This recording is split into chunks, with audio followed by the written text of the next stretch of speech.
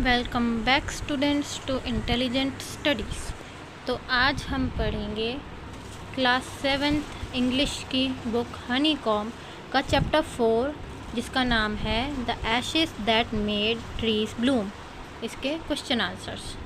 तो पहले हम कंप्रेंशन चेक कर लेते हैं। कंप्रेंशन चेक क्वेश्चन आंसर्स वो होते हैं जो कि आपके चैप्टर के बीच में आते हैं, ठीक है। और एक होती है बैक एक्सरसाइज जो कि मतलब सारे चैप्टर ख़त्म होने के बाद लास्ट में होते हैं। सबसे पहले जो चैप्टर के बीच में आए हम वो वाले कर लेते हैं, ठीक है। सो हमारा फर्स्ट क्वेश्चन है why did the neighbours kill the dog. जो नेबर्स थे, ओल्ड मैन, जो अच्छी वाले ओल्ड मैन और ओल्ड वुमेन थे, उनके जो नेबर्स थे उन्होंने उनके डॉग को क्यों मारा था। The neighbours were kick wicked and greedy. They use to kick and scold every dog that passed by them. Passed by them नहीं होगा, यहाँ पे पी आ जाएगा, ठीक है, पास्ड बाय देम होगा।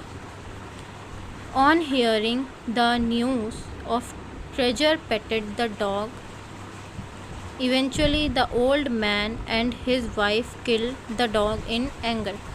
दे thought that dog would help them find treasure but the dog had rather took them to a foul smelling dead kitten. The neighbors were wicked and greedy. जो neighbours थे वो बहुत ज़्यादा लालची थे और बहुत बुरे थे, ठीक है। और मतलब कहते हैं ना अड़ियल टाइप का, एकदम गुस्से वाला, वैसे थे वो, ठीक है।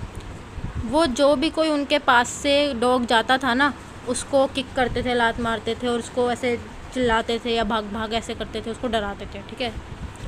जब उनको न्यूज़ पता लगी कि एक डॉग ने ऐसे करके ट्रेजर किसी को दिलवाया है तो उन्होंने क्या करा, उन्होंने भी सोचा कि वो उनको भी ट्रेजर दिलवाएगा, पर उन्होंने उस डॉग को मारा अपने गुस्से की वजह से। क्यों? क्योंकि जब वो उस डॉग को ट्रेजर के लिए लेके गए, ट्रेजर ढूंढने के लिए, तो वो डॉग उनको कहाँ पे ले गया, फॉल स्मेलिंग डेड किटन। एक जो डेड किटन मतलब मरी हुई बिल्ली के वहाँ पर, जहाँ पे मरी हुई बिल्ली को दफनाया हुआ था वहाँ पर ले गया, ठीक है। तो इसलिए उन्होंने गुस्से में आकर उस डॉग को मार दिया। अब हम अपने नेक्स्ट क्वेश्चन की तरफ चलते हैं। अब हम इसमें हमें है मार्क द राइट आंसर। इसमें हमें टिक द करेक्ट है, मतलब जो राइट आंसर है उसको हमें टिक करना है। The old farmer and his wife love the dog. जो ओल्ड फार्मर है, मतलब बूढ़ा जो फार्मर था और जो उसकी वाइफ थी वो उसको प्यार करता था। किस तरीके से, मतलब क्यों करते थे। Because it help them in their day to day work. वो इसलिए प्यार करते थे क्योंकि वो उनकी मदद करता था। As if it was their own baby, या फिर उसको अपने बच्चे की तरह प्यार करते थे।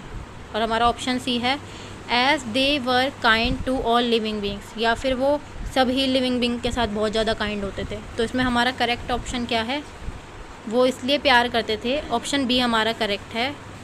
Because as if it was their own baby, अपने बच्चे की तरह उस डॉग को वो प्यार करते थे, ठीक है। नेक्स्ट हमें इसमें दे रखा है when the old couple became rich they. जब ओल्ड कपल जो था वो रिच बन गया, उन्होंने क्या करा। इसका ऑप्शन सी हमारा करेक्ट है। Lived comfortably and were generous towards their poor neighbours. उन्होंने कंफर्टेबल लाइफ जीनी चालू करी और जो भी उनके पुअर नेबर्स होते थे, मतलब जो जो गरीब होते थे उनके अड़ोस पड़ोस में, उनकी भी मतलब वो हेल्प करते थे, ठीक है। The greedy couple borrowed the mill and the mortar to make. जो ग्रीडी कपल है उन्होंने मिल जो थी वो बोरो करी थी, किस लिए। To make a pile of gold. किस लिए बोरो करी थी, ताकि उन्हें भी सोना मिले उसके अंदर से, ठीक है। उन्होंने कोई इसके लिए थोड़ी करी थी कि वो राइस बोल बनाएंगे या कुछ भी, वो भी चाहते थे कि हमें भी सोना मिल जाए, ठीक है। अब हम नेक्स्ट में चलते हैं इसके। क्या हो गया, डन। इसके नेक्स्ट में चलते हैं। अब हमारा है working with text. Working with text होते हैं जो सबसे लास्ट में आते हैं हमारे क्वेश्चन आंसर्स, ये हमारे मोस्ट इंपॉर्टेंट होते हैं, ठीक है। The old farmer is a kind person what evidence of kindness. Kindness आएगा यहाँ पे, ठीक है, ये गलत है स्पेलिंग, ये स्पेलिंग गलत है, काइंडनेस आएगा इसकी जगह, ठीक है। KINDNESS, काइंडनेस आएगा इसकी जगह, ठीक है, ये स्पेलिंग गलत है। Do you find in the first two phrase. Paragraph, इसमें कह रहे हैं कि जो ओल्ड फार्मर था वो एक काइंड पर्सन था। तो ये साबित करने के लिए तुम्हें स्टार्टिंग के 2 फ्रेसेस में कौन कौन से ऐसे एविडेंस मिल रहे हैं, तो उनको हम देखते हैं अभी क्या क्या है। ठीक है,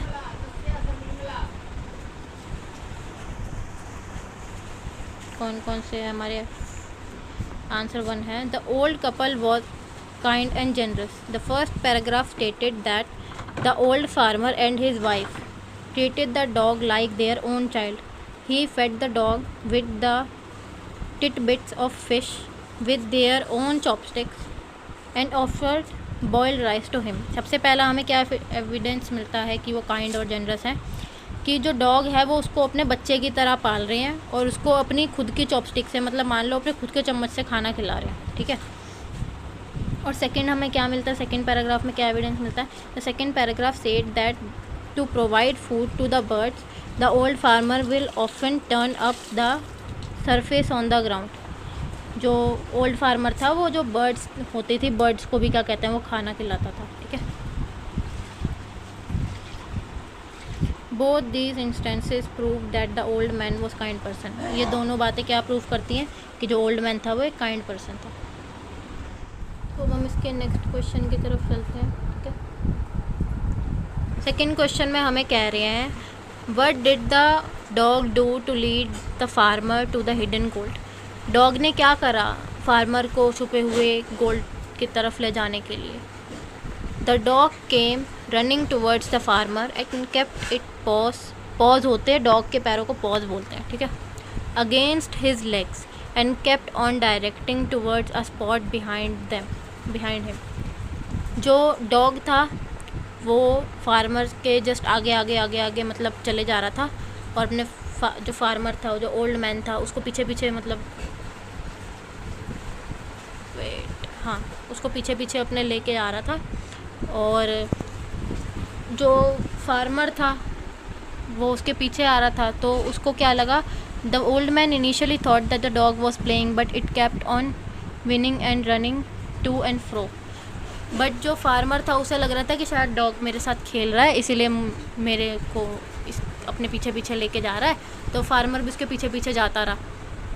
then the old man followed it to a spot where the dog started scratching का मतलब होता है जो डॉगी ऐसे अपने पैरों से ज़मीन में ऐसे खुरचने लग जाता है ना, उसको यहाँ पे स्क्रैचिंग बोल रहे हैं। जो ओल्ड मैन है उसने डॉग को फॉलो करा और फिर एक जगह पर जो डॉग था वो बैठ के या खड़ा होकर ऐसे स्क्रैच करने लग गया। तो फिर ओल्ड मैन ने क्या करा, the farmer thought it would be a bone or bit of fish but to his surprise it was a pile of gold gleaming at him. जो फार्मर था उसको लगा कि शायद से ज़मीन के अंदर कोई हड्डी होएगी, उसकी खुशबू आ गई होगी या फिर कोई मछली का ऐसे टुकड़ा उकड़ा होएगा अंदर दबा हुआ, इसीलिए यहाँ पे खुरच रहा है वो। पर सरप्राइज़ उसको क्या मिला कि अंदर से क्या मिला उसको, गोल्ड। ठीक है, हम क्वेश्चन नंबर 3 देखते हैं। इसमें 2 हमको क्वेश्चन पूछ रखे हैं, दोनों के आंसर देख लेते हैं हम। क्वेश्चन नंबर 3 का फर्स्ट पार्ट है how did the spirit of the dog help the farmer first. जो स्पिरिट थी, जो आत्मा आई थी उसके सपने में डॉग की, उसने उसको सबसे पहले कैसे हेल्प करा। The spirit of the dog came in the farmer's dream and first asked him to chop the pine tree and make mortar and hand mill out of it. सबसे पहले जब स्पिरिट आई थी फार्मर के dream में, उसने उसको, जो farmer है उसको बोला था कि पाइन एक ट्री का एक जैसे नाम है, उस पाइन ट्री को काटो और उससे मॉर्टर और हैंड मिल बनाओ। With the mortar and mill it gave the farmer heaps of gold. और उस मॉर्टर और मिल से उसको क्या मिला था, उसको मिला था हीप्स ऑफ गोल्ड, मतलब बहुत सारा सोना दे दिया था उसने उसको। अब सेकेंड क्वेश्चन है हमारा how did it help him next. और उसके बाद फिर से कैसे हेल्प करी थी उस स्पिरिट ने, उस आत्मा ने, डॉग की आत्मा ने। The dog spirits again came in farmer's dream for the second time and told the farmer to collect the ash of the mortar and the mill and sprinkle it on the withered trees and they will blossom. Second उसने क्या करा था, उसने बोला था कि जो mortar जो बनाया है पाइन ट्री से, तुमने मॉर्टर और वो जो हैंड मिल बनाया था, उसकी जो ऐश है उसको लेकर आओ। ऐश मतलब उसकी राख, उसको लेकर आओ और जो जो सूखे पेड़ है ना उन पे अगर डालोगे तो वो ब्लॉसम करेंगे। ब्लॉसम का मतलब क्या होता है, उन पे बहुत सारे मतलब फूल आ जाएंगे, ठीक है। The farmer did this in front of daimyo the landlord. Daimyo यहाँ पर कौन है, लैंडलॉर्ड मतलब वहाँ का एक तो राजा टाइप मान लो या फिर बहुत बड़ा मतलब पैसे वाला आदमी। And was awarded with lavish gifts, और उसको फिर उसके बदले में बहुत सारे लेविश गिफ्ट मतलब बहुत ज़्यादा एक्सपेंसिव गिफ्ट मिले थे, क्योंकि जो लैंडलॉर्ड था वो जो डैमियो था वो बहुत ज़्यादा खुश हो गया था देख के कि मतलब ऐसे मौसम में भी ऐसे फूल कैसे बरस रहे हैं इसमें। अब हम नेक्स्ट क्वेश्चन देखते हैं। वेट, इसको थोड़ा ऊपर कर देते हैं। Why did daimyo rewarded the farmer but punished his neighbour, ये थोड़ा स्पेस है बीच में, ठीक है, his neighbour for the same act. जो डायमियो था उसने जो फार्मर था उसको तो रिवॉर्ड दिया, इनाम दिया, पर जो उसका नेबर था उसको पनिश क्यों करा। अब हम इसका आंसर देख लेते हैं। The farmer had sprinkled the Ashes over withered cherry tree and it blossom. जो फार्मर था उसने ऐश जो थी वो राख वो चेरी ट्री पर डाली और उस पर बहुत सारे मतलब फूल आ गए सुंदर सुंदर। Daimyo was placed to see the miracle, he rewarded the farmer. इसीलिए जो डायमियो था वो मिरेकल मतलब होता चमत्कार, मिरेकल है ना, मिरेकल का मतलब चमत्कार। इस चमत्कार को देख के वो बहुत ज़्यादा खुश हुआ और उसने फिर फार्मर को रिवॉर्ड दिया कि तुम महल भी आना, और उसको गिफ्ट भी दिए वगैरह वगैरह, ठीक है। His neighbour also tried his luck and poured the ash over the cherry tree but nothing happened. जो उसका नेबर था उसने भी सोचा कि मैं भी ऐश डालूंगा तो फिर उसके ऊपर बहुत सारे फूल आ जाएंगे, मेरे को भी बहुत सारा पैसा मिलेगा, मतलब मेरे को भी महल में बुलाया जाएगा। पर ऐसा कुछ हुआ ही नहीं, उसने ऐश डाली और कुछ भी नहीं हुआ उसमें।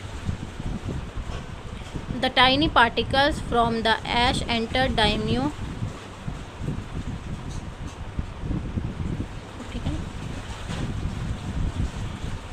The tiny particles from the ash entered daimyo and his wife's eyes, due to which they began to sneeze and cough. पर जो छोटे छोटे पार्टिकल्स थे वो जो हवा चलने की वजह से जो राख थी वो हवा में उड़ के जो डायमियो जा रहे थे, जो लैंडलॉर्ड, उनकी और उनकी वाइफ की आँखों में घुस गया और नाक में भी घुस गया, आँखों में भी घुस गया, और इसकी वजह से उनको बहुत ज़्यादा खांसी आने लग गई और छींकें आने लग गई, ठीक है। The splendour of procession was spoiled and so the neighbour was punished by the man of the landlord. अब ये उन्होंने जो हरकत हो गई उनसे कि जो राख थी वो लैंडलॉर्ड की वाइफ और उनकी आँखों में चली गई और उनको खांसी आ रही है, छींकें आ रही हैं, तो इसकी वजह से उनको पनिश किया गया, ठीक है।